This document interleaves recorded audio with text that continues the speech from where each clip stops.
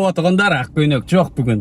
Футболка менен чыктым, ак көйнөктө эле жугулсун кургасын деп туруп койдук дагы. Бүгүн жумушту баштайлы деп отурабыз. 2 август 14:45 болуп атат саат.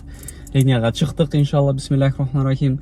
Машинабызды бир сыра көрүктерин дагы арчып тазалап, ичкисин арчып койдум. Нормальный. Бүгүн 3-күн комфорт плюста иштеп атканыма. 4-күнбү билбейм иши уже күндү деле жоготуйдум.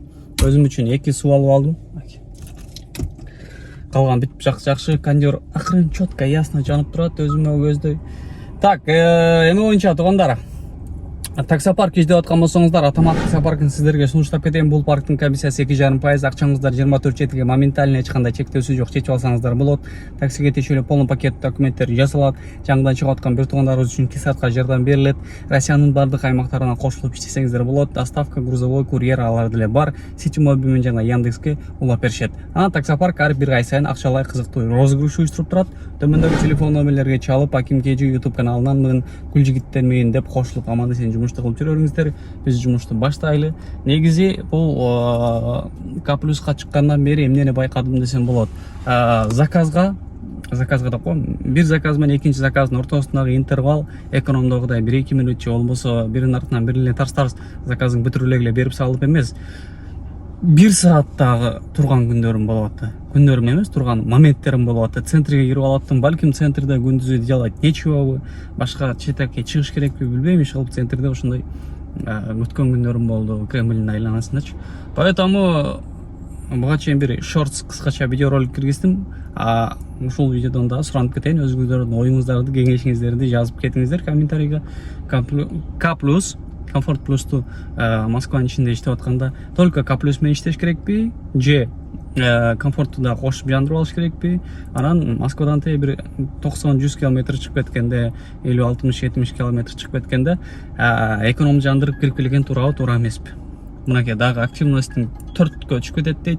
-4 болот дейт, 1,29 менен берип атат.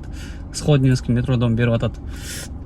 Алдым заказды. Бисмиллахиррахманиррахим. Бул жерде кечигиме жок, подачасын вовремя кылып туруп, четко ясно өзүбүз жумушту кылалы. Андыктан туугандар, каналга каттала элек, бир туугандар катталып кетиңиздер. Бардыгыңыздарга да бир жолу ассаламу алейкум. Башынан айта турган болсок, аты жөнүм Гүл жигит болот. Москва шаарында Яндекс таксиде эконом тарифте иштегем. Азыр болсо К+ иштейм. Ошол, Кудайга шүгүр. Лайктан басып, видеону аягына чейин түрдүрбөй көрүп коюңуздар. Биз баштадык, кеттик. Здравствуйте. Добрый день, здравствуйте. Улица Лобнинская, 20.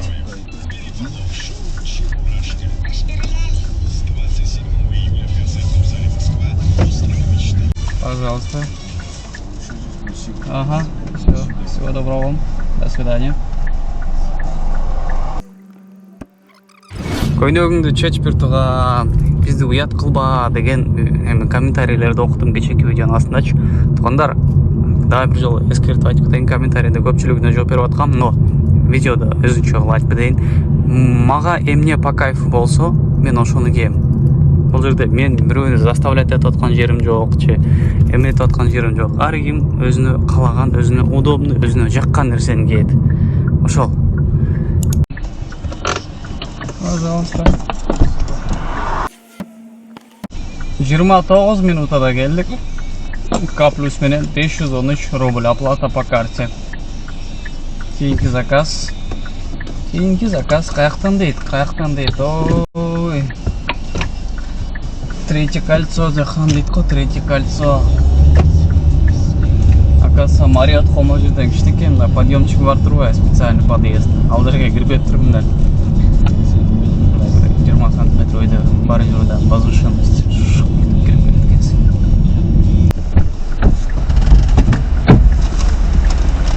Здравствуйте. Здравствуйте. Не закрыли? Да. Прогулка третья хорошо. Есть на iPhone кабель у вас? Да, есть, там и... Пожалуйста. Ты стар? 20 минута, 647 рубль. Зарядникти өзүнүн жайына коюп койбойсуңбу, энеңин ырайын алгандан кийинчи негизичи. К5 айдагандар айтып койгулачы туугандар. Онун объему канча экенин билбейм, 2 болушу мүмкүн. Эме болду. Экинчи күнү К+да иштеп атканыма 2000 рубльга бензин куйдум. Ошондой да болобу. Мен экономда 1000 рубльга куюп алып, бир сменамды смело эле откатать этип да үйгө келип, эртең мененки сменама 1-2 заказга да жетчү да. А бул жерде 2000ге куюп атам бензин. Кандай болуп атат? К+дагылар, К5дагылар кандай? Көп жеп атат турабы?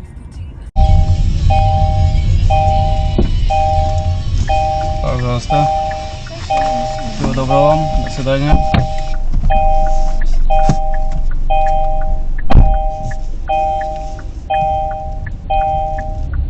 Жоқ, 10 минутада келип турбуз.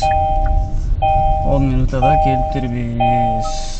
Акчасы 339 рубль. Болду. Ошол пикать этип аткандар үчүн дагы комментарий жазып атасыңар туугандар. Өчүрүп койчу тиги эмеңди депчи.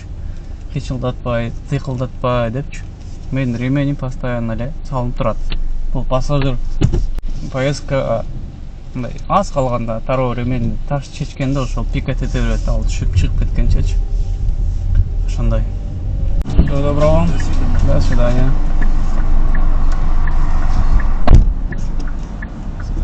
Так, 829 рубль. Saat 6-га 8 минут убакыт калды. Товар сыкты бошотобу. Onun jarmında içelecektim, бирок что-то хочется, да, уже. Анча-мунчага лайфхак болсын деп айтып кетейин, мынакей. Көрдүңөр, бесплатно общественный туалетте 8-ден 8-гече иштейт экен, Минск 16Б. Бул учурда кандай кыласыңар? Навигаторго жөн эле туалет деп жазасыңар дагы карайсыңар. Силерге кимиси жакын. Ушуну карап туруп эле келип кирип кете бересиңер. А мен дагы бошодум. Здравствуйте. Людские локализации проблемы. Да, может быть. У меня точка здесь определилась. Так, Кутузовский проезд, дом 4, да? Да. Спасибо большое, всего доброго. До свидания. Да, пока нормально. Ага, до свидания.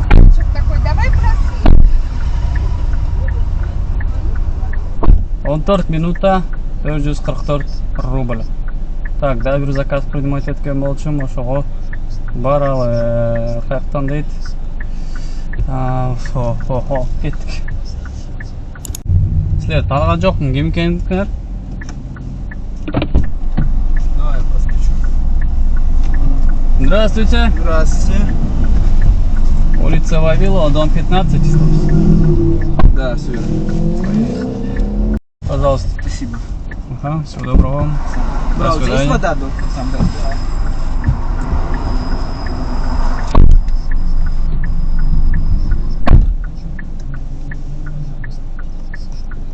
848 рубль.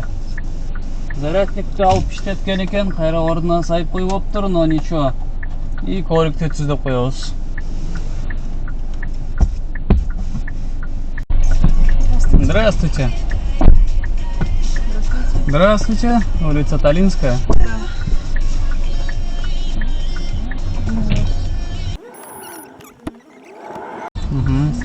Пожалуйста. Всего доброго. До свидания.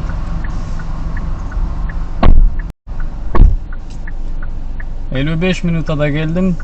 Тамойду күйүскөн болчум. 1072 рубль. 1072 рубль. Пробкалар менен нерв бир аз өлүп калды. Поэтому негизи баягы жолдон келе атканда айтайын дегем да, бүгүн мындай неме записывать этейинчи депчи, типа баягы күн жакшы болуп атат го, жумуш жакшы болуп атат го депчи, ну не пробкалар менен.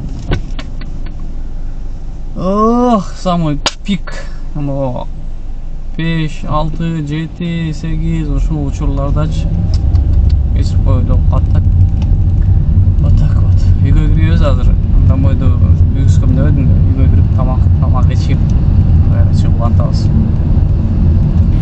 Пожалуйста. Так, денежку списалась, да? Да, по карте.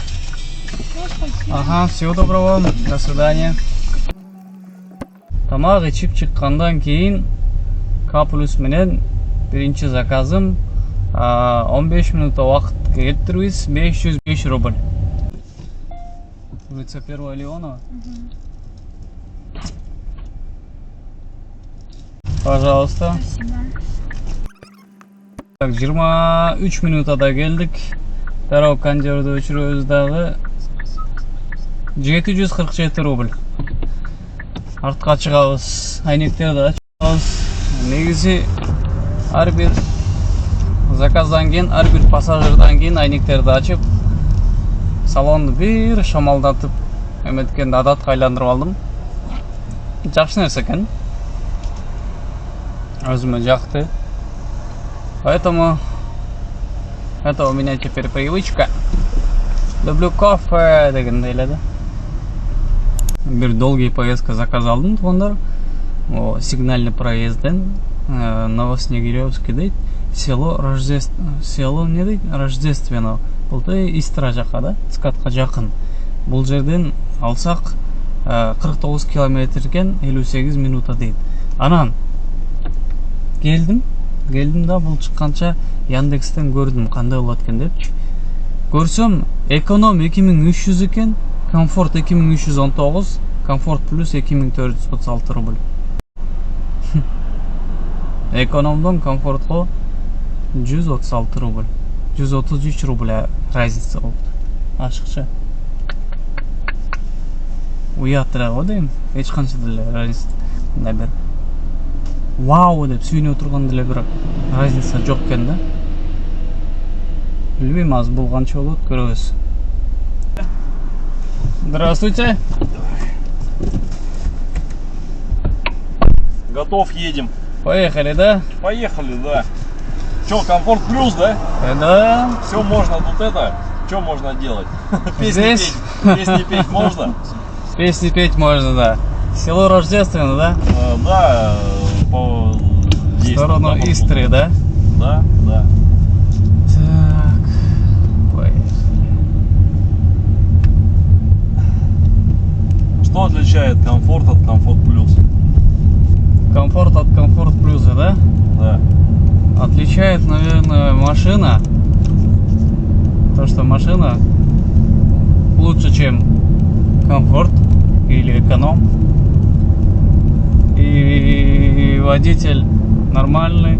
С высшим образованием? Не с высшим образованием, но более адекватный, более спокойный, более знающий, наверное, ПДД или знающий свою работу, свое дело. Что за часы, брат? Вот эти? Да. Фирма For You, китайская. Понтовые? Сколько стоят? Это 3 с чем-то. Ну, такие, пойдет. Да, для меня пойдет. Самое главное. Да, они стоили 6 с чем-то, и по скидке я 3300 я купил. Иван меня зовут. Иван? Ехать долго будем общаться. Да, 58 минут нам ехать. От души. Меня Джигит. Джигит? Да. Настоящее имя? Полностью у меня как бы Гул Жигит. Но... Ну, Джигит видел, да, при заказе. А, видели? Да. Да, Гул Жигит. И чтобы было удобнее, просто говорю Джигит. Прикольно. Если сможете проговорить целиком Гульжигит, это вообще. Все могу проговорить. У меня автосервис, у меня 3 таджика работают. Я уже по-таджикски скоро начну хуярить просто. Ну они таджики, но живут эти, андижанские, живут в Узбекистане. Там такая история. Налево. Лучше налево. Все, стоп. Пожалуйста. А здесь сейчас вот прямо немного и налево, потом Вокруг, до конца да? еще раз налево, и там будет выезд. Ага, все. Все, Джигит, Всего доброго вам. спасибо. Довез Хорошего отдыха. Довез как у Христа за пазухой, как говорится. Так, с карты списания Да, там да, все да. нормально, С да? оплатой уже все прошло. Все окей. Довез, молодец. Ага. Отзыв напишу. Все, спасибо. Давай, будь здоров. До свидания. Эми өзүбүздүн апапка айланган бир недовольный же шүгүр кандай десем болот иши кылып мен силерге көрсөткөм 2300 бир нерсе депчи. Бул 2300 бир нерсе эмес эле. 59 мүнөттө келдик. 1987 рубль деп чыгарып берди.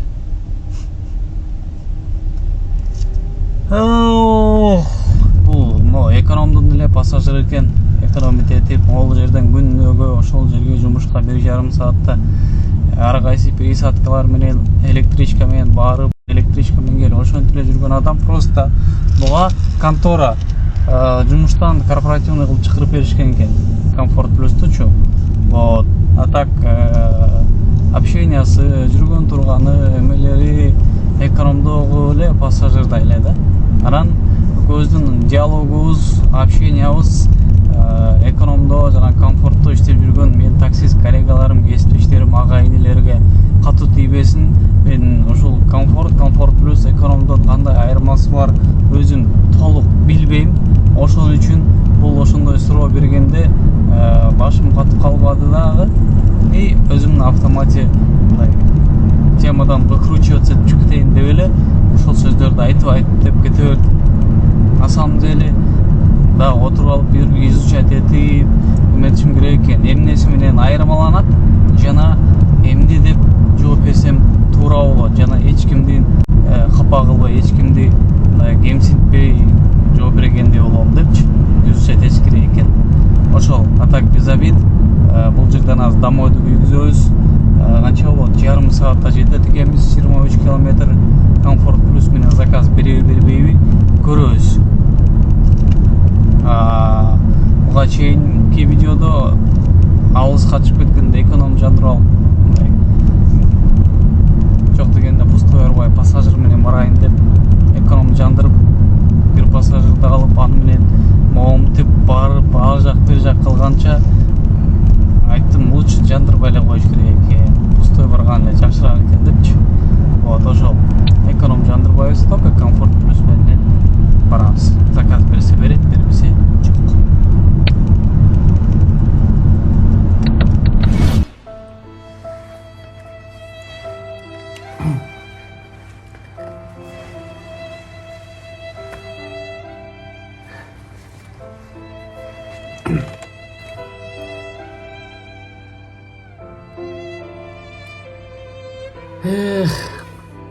Заказ берген жок. Үйгө пустой эле келдим. Анан жада уйкум келип, көзүм илинип кетип, улам момундай кылып атып, анан рисковать эткен жокмун. Кой дальше улантпай эле коеюн дедим. Үйгө келип туруп эле машинаны парковкага койдум дагы, дароо эле кирип, эч нерсеге карабай тап жатып уктап калдым. Ошол эсепти чыгарып берейин десем, эсеп чыгаргандан уялып атам. Себептегенде биринчи күндөгү сменамды өзүңүздөр билесиздер, тартканмын. Ошол сменамдагы жыйынтыктан 1000 рубль аз иштеп калдым. Километраж деле ошол, саат деле ошол, но заработок 1000 рубль азыраак болуп атат. Вот поэтому эсепти чыгарбайбыз. Бул видеону ушундай эле коштошобуз. Ушул жерине чейин көргөн бир туугандарыбыз баарыңыздарга рахмат. Видео жаккан болсо лайктардан басып колдоо көрсөтүп кетиңиздер, комментарий жаза кетиңиздер. Анан каналга катылып алып бир туугандар катталып кетиңиздер. 9500 болуп калдык. 500 адам катталса 10.000 болот. Биз үчүн деп коем, мен үчүн бул майрам болот. Ошон үчүн баарыңыздарга актив көрсөтүп аткандарга Алла разы болсун. Чоң рахмат. Алдыда да жыртабыз.